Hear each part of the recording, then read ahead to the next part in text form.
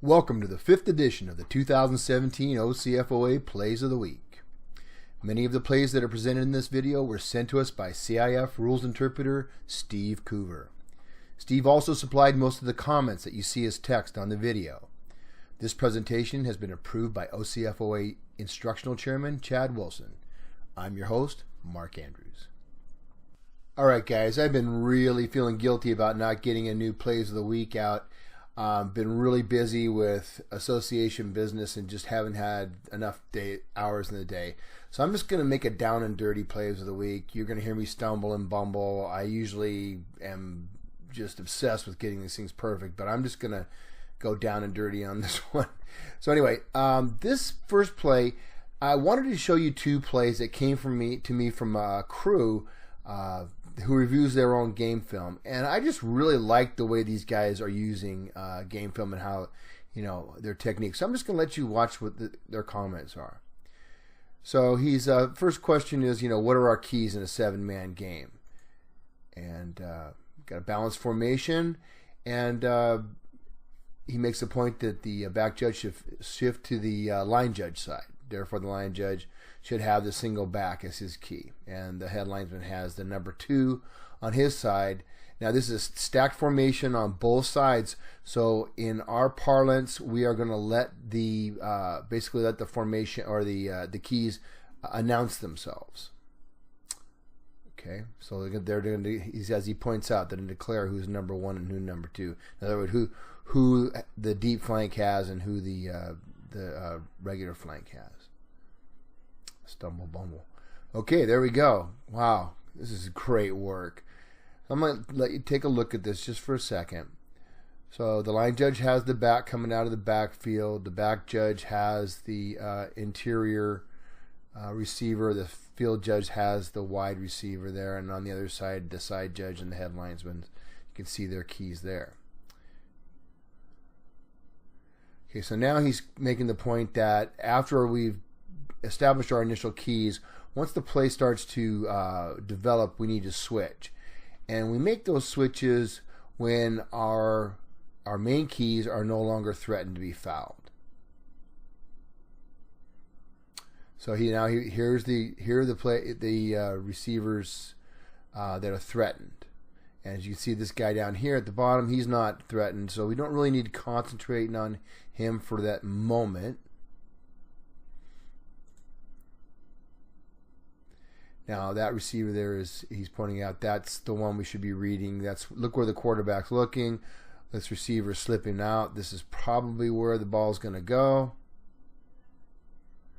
There's the ball, and he's making the case for a defenseless receiver here. His focus and concentration is on that ball, and watch what happens. Makes the catch. Still defenseless. Boom. There's our flag. Now this is a great comment. Head linesman throws for unnecessary roughness on a defenseless player. If anyone has a different view or opinion, come in and give it. Flags and fouls can be adjusted and or waved off. Trust your crewmates. What a great message. And I think that it easily could have been called targeting. But you know what? At the end of the day, they're both 15-yard penalties. And the bottom line is they got the foul. So let's move on to the next play. This is an interesting play. Okay, so we've got the line of scrimmage at the 16. And you're going to see why that matters in a minute. Okay, that's clearly a fumble. And here's going to have a little fun with his white hat. This gentleman has been officiating for over 40 years, and he's still, pretty darn fast. I mean, he's getting down there. And as you can see, what's that defender about to do? It looks like he's kicking a field goal. Okay, so we've got illegal kicking, obviously, and now he's gonna have a little fun again with the R.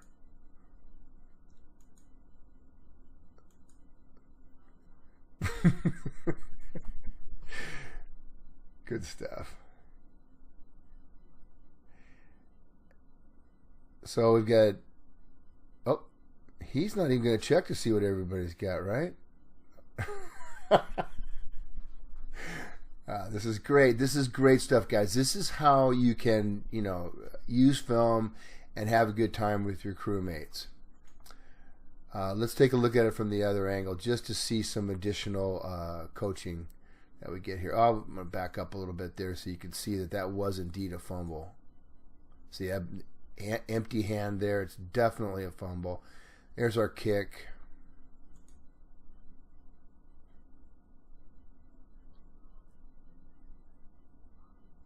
There's a flag. There's the other flag. And he points out that they're 4 yards off, but it doesn't matter because this is a loose ball play. Remember, this is a fumble behind the line of scrimmage. Okay? So this is a loose ball play. Loose ball enforcement is the previous spot. And I like the fact that even after all that, the headlinesman's in there to officiate that the end of that play. These next few plays are going to concentrate on offensive fouls in the passing game. Specifically, the next couple plays are going to focus on pick plays. Now, this is offensive pass interference, and this has become quite a hot topic of late. I'm not sure if it's just happenstance or if offenses are just running this play more often. But let's take a look at this one. The film actually starts after the snap, but this is still a good illustration. Watch the back coming out of the backfield. He's going to be the responsibility of the flank on that side, the headlinesman. That's the player right there that we're concerned with. Now watch as he goes downfield. He rubs the defender off the receiver. The receiver makes the catch, and we have a flag. Great call. Great pickup by that back judge. Way to go, because that wasn't his key.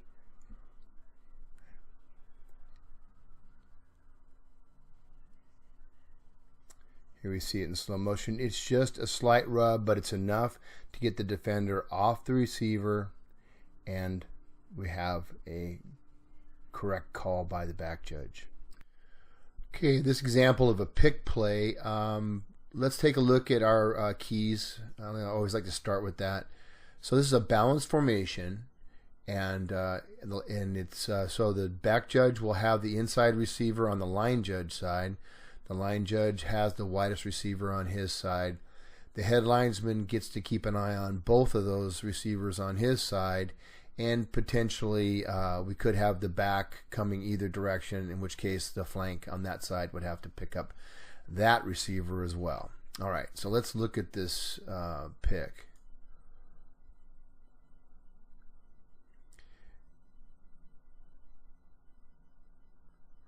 Keep your eye on the receiver that's highlighted here. I'm running in real time. Now that's really obvious. Okay, I'm going to run it slow motion. Now, I'm guessing that the back judge took his eyes off of his key when he saw which way the quarterback was looking, and he misses this. I can't think of another reason why he would miss it. But this was not called again. Fortunately, the receiver drops the ball, but this needs to be called. This is offensive pass interference. All right, so let's take a look at another type of pick play. We've all heard the axiom that pass interference restrictions for A start at the snap and for B when the ball leaves the passer's hand. And when I first started officiating, I didn't understand why there was difference and what that meant at the snap. Well, this play perfectly illustrates what that means and the restriction. So let's talk about keys first. Now, I know different associations modify this. For our association, on a trips formation, heavy to either flank side, the back judge has the two inside receivers, and the flank on that side will have the outside receiver. In this case, the line judge has this wide out. Back judge has the two inside guys. Line judge and head linesman are responsible for this back, and he will declare basically based on which way he goes. So let's take a look at the action here. Now that contact there by A3 on the defender is not at this point illegal because the quarterback still has the ball. Once the quarterback throws that ball, that action becomes illegal because pass interference restrictions for A begin at the snap. Let's take a look at it in slow motion.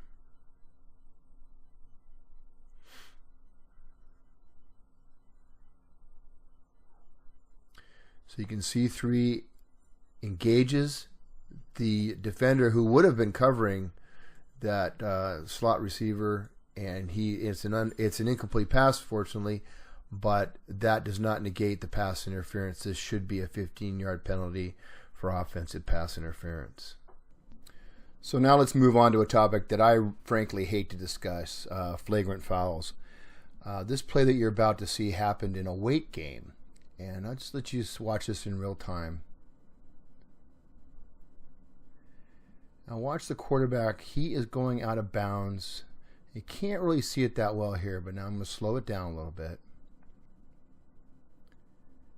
Now watch the defender lower his head and deliver a blow to the helmet of the quarterback.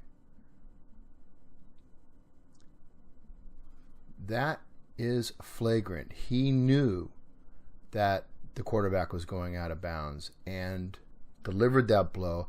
That player was concussed by that action.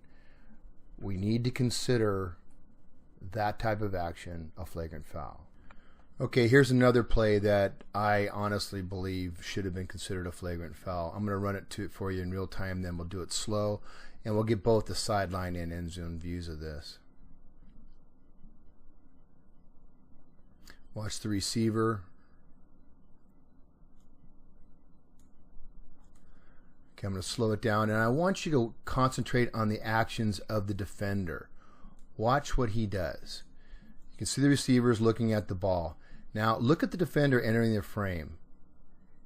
That ball is overthrown. He's not even trying to read it. He's not trying to make a play on the ball. Watch what he does. He lowers, he compresses, he launches. Now, the receiver actually sees this coming and tries to protect himself, but there's no way he can. And this blow is delivered under the chin. This is a devastating hit. We got flags on this, but we didn't see it as flagrant. Let me show it to you from the sideline view. Sorry. Here we go. I'm just going to slow it down here. You've already seen. Now again, you can see the defenders, the receivers' concentrations on the ball.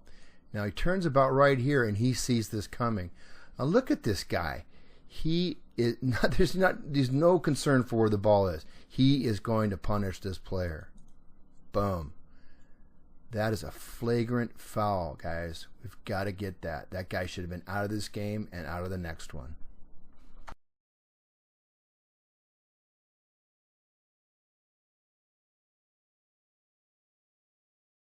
Well, that'll do it for this edition of OCFOA Plays of the Week. I hope to have a new edition out real soon. If you have any questions or comments, feel free to leave them in the comment section below. Those of you in Orange County are aware of the Todd Allen Arkansas Football Association videos that are up on YouTube. If you haven't watched Todd's videos, click on the link in the top left corner. It's got some great stuff. And also check out Matt Sumstein in Hawaii. You can see Matt's channel if you click on the icon on the right. This is Mark Andrews signing off.